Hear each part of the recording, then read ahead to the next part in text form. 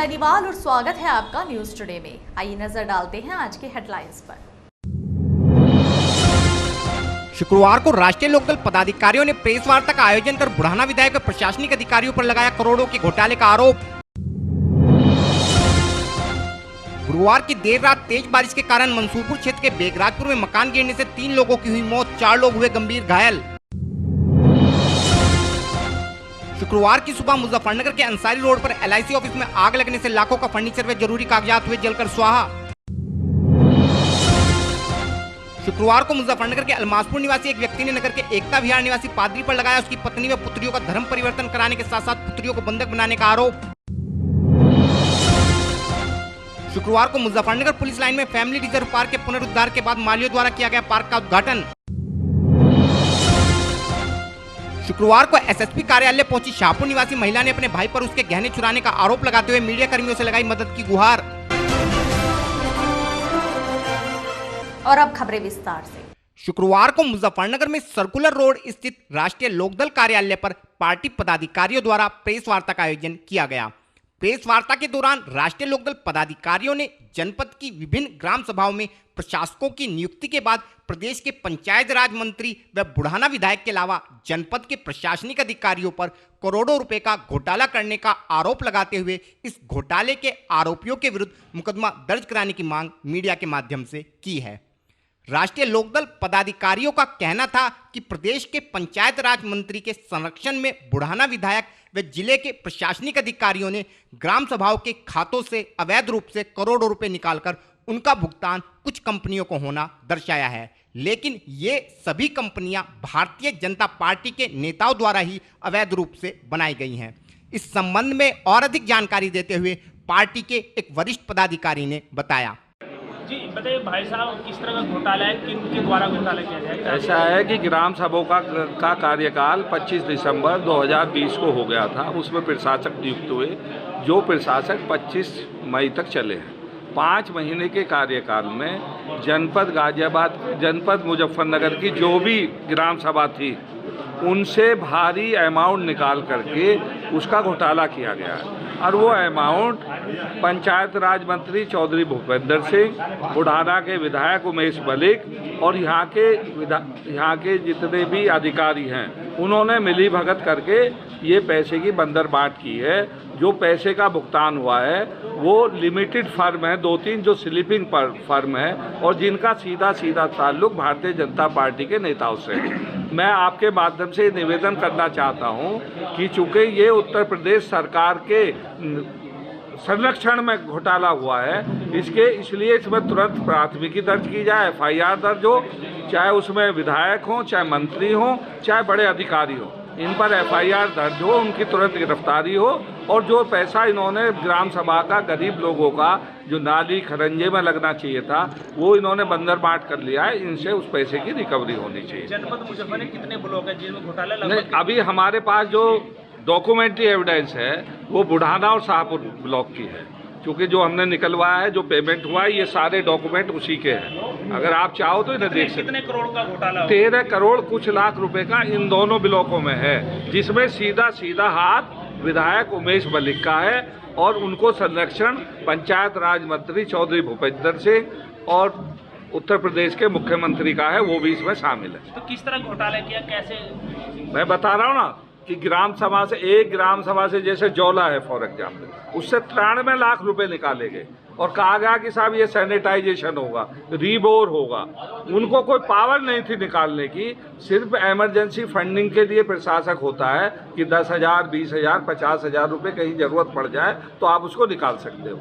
आप भी इस बात के गवाह हो कि जो सैनिटाइजेशन गाँवों में हुआ वो गांव के लोगों ने खुद कराया है, सरकार के लेवल पर कोई सैनिटाइजेशन नहीं हुआ। रीबोर हो, पेंटिंग हो, ऐसे जो फेक वो बना करके, प्रस्ताव बना करके और उनको फर्जी पेपर बना करके इस पैसे को विड्रॉ किया गया है, जो IPC की धारा 467, 68, 409 IPC के तहत अपराध है। इसलिए इसमें तुरंत FIR होनी चाहिए, FIR होकर के इनकी गिरफ्तारी होनी चाहिए। पिछले 3 दिनों से जनपद में रुक कर हो रही बारिश अब जनपद वासियों के लिए परेशानी का सबब बनती जा रही है। इस बारिश ने जनपद वासियों को उमस भरी गर्मी से तो राहत दी है, परंतु यह बारिश अपने साथ कई दुश्वारियां भी लेकर आई है। इस बारिश के चलते जहां नगर के कई हिस्सों में जलभराव होने के कारण जनता मुसीबत झेल रही है, तो वहीं इस बारिश ने कई लोगों का आशियाना उजाड़ने के साथ साथ उनकी जिंदगी भी छीन ली है। कुछ ऐसा ही हादसा गुरुवार की रात मुजफ्फरनगर में मंसूरपुर क्षेत्र के बेगराजपुर में भी घटा, जहां गुरुवार की रात हुई तेज बारिश के चलते गांव निवासी इम्तियाज का कच्चा मकान भरभराकर गिर पड़ा, जिस कारण मकान के मलबे में उसके बच्चों व मेहमानों समेत कुल 7 लोग दब गए। हादसे के बाद मौके पर पहुंचे आसपास के लोगों ने मलबे में दबे लोगों को बामुश्किल बाहर निकाला, परंतु तब तक 10 वर्षीय अनीसा, 49 वर्षीय जुबैदा व 70 वर्षीय मीना की मौत हो चुकी थी। ग्रामीणों द्वारा गंभीर रूप से घायल शायरा, इम्तियाज, नगमा व प्रवेश को इलाज हेतु जिला चिकित्सालय भिजवाया गया, जहां उनका उपचार जारी है। हादसे की खबर पाकर मौके पर पहुंचे पुलिस व प्रशासनिक अधिकारियों ने मृतकों के शव को पोस्टमार्टम के लिए भिजवाया तथा जिला अस्पताल पहुंचकर घायलों से उनका हालचाल जाना व पीड़ित परिवार को आर्थिक सहायता दिलवाने हेतु कार्यवाही प्रारंभ की। हादसे के संबंध में और अधिक जानकारी देते हुए खतौली सीओ श्री राकेश कुमार सिंह ने बताया।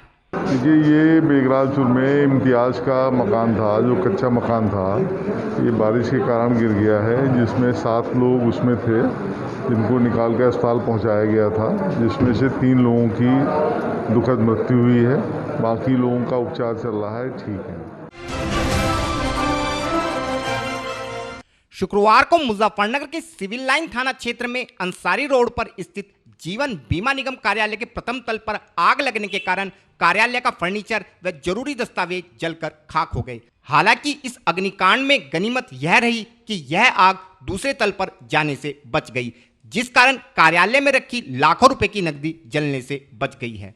हमारे चैनल को मिली जानकारी के अनुसार शुक्रवार की सुबह जब सफाई कर्मचारी कार्यालय में सफाई करने हेतु पहुंचे तो उन्होंने कार्यालय में आग दिखाई देने पर इसकी सूचना विभागीय अधिकारियों के साथ साथ दमकल विभाग को भी दी, जिसके बाद दमकल विभाग की गाड़ियों ने तुरंत मौके पर पहुंचकर आग बुझाने के प्रयास शुरू किए तथा घंटों की कड़ी मशक्कत के बाद आग पर काबू पाया।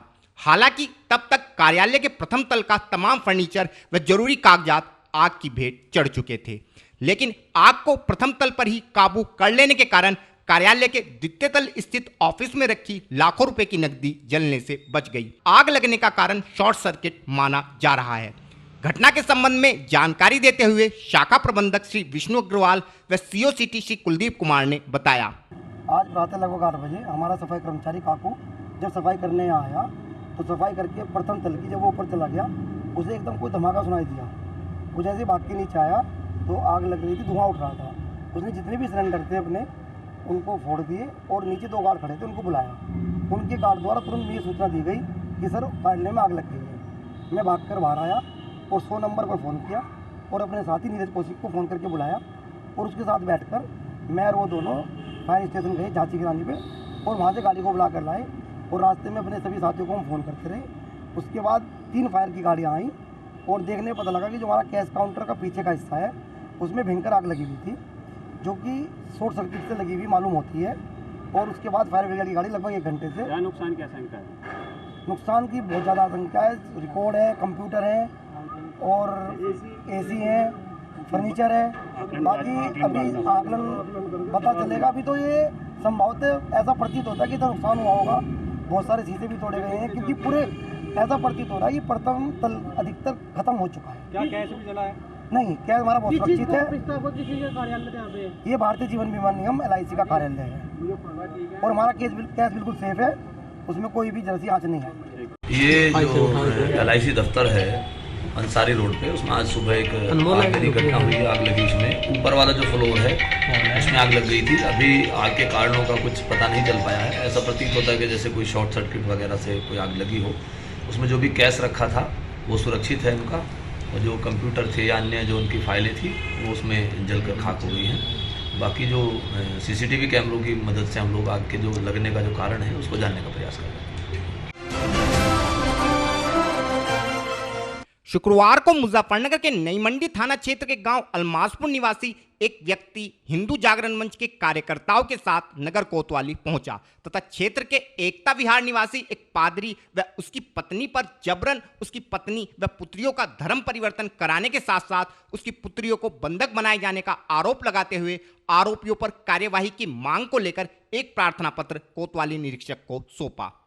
पीड़ित का कहना था कि उसकी पत्नी काफी समय से बीमार रहती थी तथा अपने एक पड़ोसी के कहने पर वह अपनी पत्नी व पुत्रियों को लेकर एकता विहार गली नंबर 3 में स्थित एक पादरी के घर गया, जहां पादरी द्वारा उन सभी से प्रार्थना करवाने के अलावा उन्हें पानी भी पिलाया गया। कुछ दिनों पश्चात पादरी व उसकी पत्नी ने पीड़ित को कहा कि वह ईसाई धर्म अपना ले तथा बदले में वे उसको पैसा व मकान के साथ साथ उसकी चारों पुत्रियों का विवाह भी करा देंगे, परंतु पीड़ित को उक्त लोगों का व्यवहार सही नहीं लगने के कारण पीड़ित ने उनके घर जाना बंद कर दिया। लेकिन उनके मोहल्ले की एक महिला उसकी गैर मौजूदगी में उसकी पत्नी व पुत्रियों को पादरी के घर ले जाती। जब पीड़ित को इस बात का पता लगा तो उसने अपने परिवार को पादरी के पास जाने से मना कर दिया, जिसके बाद लगभग 1 माह पूर्व पादरी व उसकी पत्नी ने उनके घर आकर धमकी देते हुए कहा कि यदि उसने अपने परिवार को उनके पास आने से रोका तो इसका अंजाम बुरा होगा। वह विगत गुरुवार को पादरी व उसकी पत्नी उसके घर आकर उसकी चारों पुत्रियों को अपने साथ ले गए तथा उनका जबरन धर्म परिवर्तन कराकर उन्हें चर्च में बंधक बना लिया। ससुर जी क्या मामला आज कोतवाली आए हो? मैं कोतवाली इसलिए है 4 साल पहले मेरी घरवाली बीमार थी। मुझे किसी ने बताया कि एकता विहार चर्च में जाओ तो वहाँ वो ठीक हो जाएगी। मैं वहाँ गया, उन्होंने पानी पिलाया, प्रार्थना करवाई, ऊपर को उन्होंने पानी भी छिड़का मेरे। मैं 1-2 बार गया, मुझे उनका रवैया पसंद नहीं आया, मैंने वहाँ जाना बंद कर दिया। फिर मेरी लड़की जान लगी, मैंने उन पर पाबंदी लगाई, चोरी छिपे जाने लगी। फिर एक मोहल्ले की औरत है रेखा, वो उनको लेकर जाने लगी वहाँ से। फिर कहाँ लेके जाती थी? चर्च में, एकता विहार में। तो क्या हुआ फिर वहाँ पर? और कल से भी लड़की गायब हो गई। आपकी लड़कियाँ गायब? हाँ। कितनी लड़कियाँ गायब? 4 लड़की है, एक मेरी देती है। क्या लगता है आपको? मुझे तो उन्हीं पसंद है, रेखा है जो हमारे गांव अलमासपुर की रहने वाली है, चर्च वालों है। और क्या जो चर्च में लेके जा रही है, क्या लग रहा है कि चर्च वो धर्म बदलवा रहे हैं आपका? हाँ, धर्म बदलवा रही हो। क्या कहते हैं वो लोग? उनसे तो सिर्फ यीशु के सिवाय और कोई चीज़ दिखाई नहीं देती उन्हें। हाँ। उसी की बात करती है। आपकी बच्ची हो? हाँ, उनके दिमाग में वही भरा हुआ। दोबारा धर्म में जुड़े थे? कौन धर्म में नहीं जुड़े, पता नहीं क्या वे करते हैं क्या नहीं करा। उन पर जब से वे गई वे सिर्फ उसी के गुणगान करती है। उसी धर्म का? उसी धर्म का। हाँ, अपने घर में कोई पूजा पाठ नहीं करने देती। धूमबत्ती सिलवाओगी, उससे भी उन्हें एलर्जी है, धूमबत्ती से भी। अब क्या चाहते हो आप? मैं तो ये चाहता हूँ मेरी लड़की मुझे मिलनी चाहिए, मेरे साथ इंसाफ होना चाहिए। पुलिस ने क्या कहा? पुलिस ने कहा कि हम कार्रवाई करेंगे। आज अलमासपुर निवासी 5 सगी बहनों का ईसाइयों द्वारा धर्मांतरण किया गया है, जिसमें जानकारी में आया है कि उन्हें लालच देकर, बहकाकर, फुसलाकर, डराकर, धमकाकर उनका जबरन ईसाइयों द्वारा धर्मांतरण किया गया है। एक पादरी द्वारा अपने निजी मकान पर चर्च चलाया जा रहा है। हमारा ये कहना है कि कोई भी व्यक्तिगत अपने किसी घर में धार्मिक स्थान को नहीं चला सकता, सुप्रीम कोर्ट की भी एक रूलिंग है। दूसरा, हिंदू समाज को टारगेट किया जा रहा है। हमारे हिंदू समाज में जो गरीब तबका है, उसके बच्चों के जो पिताजी थे, उनकी पत्नी का गंभीर बीमारी में इलाज चल रहा था। किसी ने बताया कि झाड़ फूँक का कार्य होता है, यहाँ से आपको आराम मिल जाएगा। वो वहाँ पर लेकर गए, उन्होंने उन्हें प्रार्थना कराई, जल वल पिलवाया, जो उनका एक प्रोसीजर है धर्मांतरण का, और फिर धीरे धीरे पूरे परिवार को अपने शिकंजे में ले लिया। हम ऐसी घटनाओं का विरोध करते हैं, हिंदू जागरण मंच विरोध करता है, और आज पीड़ित पिता के साथ हम थाने में आई हैं, मुकदमा पंजीकृत कराएंगे और पीड़िता को न्याय दिलाने का कार्य हिंदू जागरण मंच द्वारा किया जाएगा। कौन था जो चर्च चला रहा था, क्या नाम था सकते हैं? चर्च का जो पादरी है वो एकता विहार निवासी है, उसका नाम यहाँ तहरीर में लिख कर दिया जा रहा है, नामदर्ज तहरीर दी जा रही है। एक रेखा नाम की महिला है, पीड़ित परिवार के पड़ोस की रहने वाली, जो लगातार उन लड़कियों को बहका फुसलाने में उनकी मदद कर रही थी। ऐसे धर्मांतरण कराने वाले लोगों का सख्त से सख्त कार्रवाई हो और उनके खिलाफ सख्त कानूनी कार्रवाई की जाए। और फिलहाल वक्त है एक छोटे से ब्रेक का, जल्द हाजिर होंगे। Mahindra A to Z Auto Wheels Private Limited. Exchange any car for a new Mahindra. कोई भी पुरानी कार लाएं और नई कार ले जाएं। सस्ती दरों पर फाइनेंस भी उपलब्ध है। हमारा पता है 6 किलोमीटर स्टोन निकट hotel solitaire inn Meerut road Muzaffarnagar. Phone 8392954005, 8392954021 और 8392954018। हमारी शाखा है Kairana road Shamli. Mobile 8392954051 extension 1546 near पशुपेट Delhi Saharanpur highway Baraut Baghpat. Phone 9639004811 extension 2122।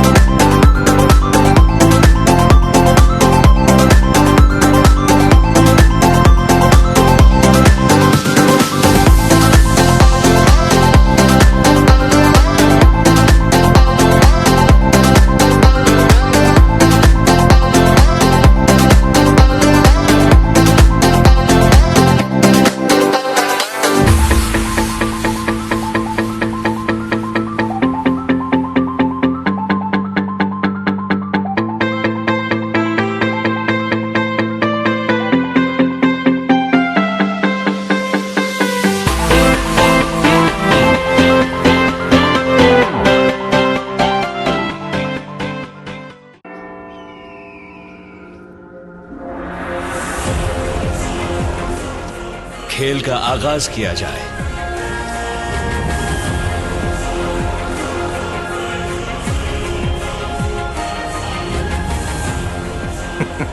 सोच समझकर चाल चलना युवराज।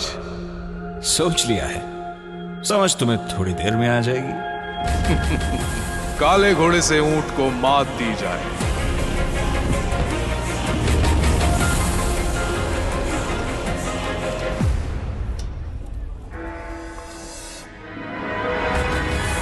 सिग्नेचर। वजीर से काले हाथी को मात दी जाए। शय और मात, चेकमेट। सिग्नेचर फाइनेस्ट पान मसाला। ब्रेक के बाद स्वागत है आपका।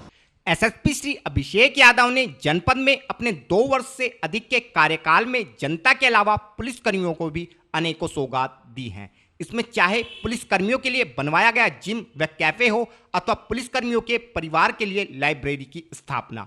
इसी कड़ी में एक कदम और आगे बढ़ते हुए अब एसएसपी श्री अभिषेक यादव ने पुलिस लाइन स्थित फैमिली पार्क का पुनरुद्धार कराया है।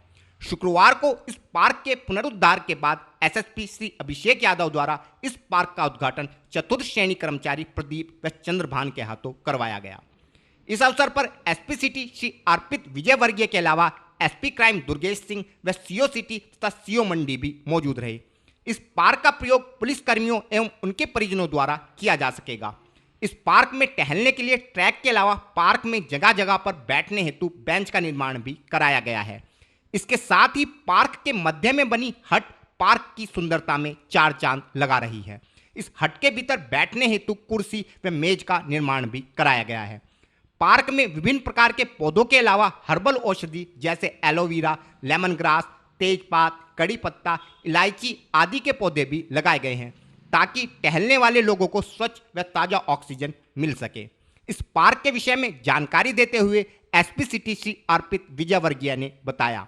ये मुजफ्फरनगर पुलिस लाइन में आज एक पार्क का उद्घाटन किया गया है और जो हमारे एसएसपी सर हैं उनके इनिशिएटिव जो पहले जिम कैफ़े उसी के श्रृंखला में ये पार्क भी बनाया गया है। और इस पार्क से जो हमारे पुलिस लाइन के जो निवासी हैं, जो हमारे स्टाफ के फैमिली मेम्बर्स हैं, स्टाफ के मेम्बर्स हैं, उनको भी काफ़ी फ़ायदा होगा।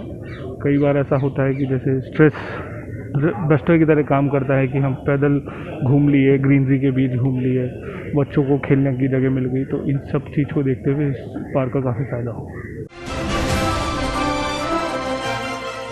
शुक्रवार को मुजफ्फरनगर के शाहपुर क्षेत्र निवासी एक महिला अपने परिजनों के साथ कचहरी स्थित एसएसपी कार्यालय पर पहुंची तथा अपने भाई व भाभी पर उसके जेवर चुराने का आरोप लगाते हुए इस मामले में आरोपियों पर कार्यवाही की गुहार पुलिस अधिकारियों से लगाई, परंतु महिला के अनुसार पुलिस अधिकारियों द्वारा उसे डांटकर भगा दिया गया, जिसके बाद महिला ने अपना दुखड़ा वहां मौजूद मीडिया कर्मियों को सुनाया।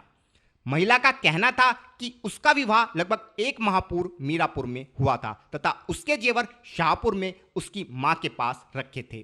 कुछ दिनों पूर्व उसके भाई व भाभी द्वारा अलमारी की नकली चाबी बनवाकर उसके गहने चोरी कर लिए गए। जब महिला को इस बात की जानकारी हुई तो महिला आरोपियों के विरुद्ध कार्यवाही कराने के उद्देश्य से शाहपुर थाने पहुंची, लेकिन पुलिसकर्मियों द्वारा डांटकर उसे थाने से भगा दिया गया, जिसके बाद महिला अपने परिजनों के साथ एसएसपी कार्यालय पर इस आस के साथ पहुंची कि बड़े अधिकारी उसकी बात अवश्य सुनेंगे, लेकिन यहां भी महिला को निराशा ही हाथ लगी व महिला को दुत्कार कर भगा दिया गया, जिसके बाद महिला ने मदद की आस से मीडिया कर्मियों के समक्ष सारी घटना बताई। मेरा नाम सबाना। क्या मामला है जिलाधिकारी? मामला ये, मैं अपनी माई के पास सामान रखी थी, सोने के जेवरात। ये मेरी शादी बहुत अच्छी हुई थी और जो मेरा भैया आएगा एहसान में वहाँ पे था, हमें तो अपना उस पे भेज दिया दावत पे नौसाद के यहाँ। अच्छा। और अपने उन्होंने मास्टर माइंड चाबी कैसे लगा के और सारा सामान निकाल लिया और भाग गया वहाँ से। ये मेरा भाई और भाभी एहसान। सगे भाई बहन? सगे भाई बहन। रिपोर्ट दर्ज कराई? जी गए थे वहाँ पे हम, उन्होंने हमारी सुनी नहीं। एसओ साहब ने धमका दिया हमें। क्यों? पता नहीं कह दिया चलो तेरा सोना चोरी हुआ है, तेरे डकैती पड़ी है, झूठ बोलती है, ड्रामा करती है मुझे जहाँ भी कोतवाली में? जी। तो अच्छा आप, अच्छा शाहपुर कहाँ रहने वाले, कहाँ का? मैं शाहपुर की बेटी, मीरापुर में शादी हुई 1 महीना पहले का।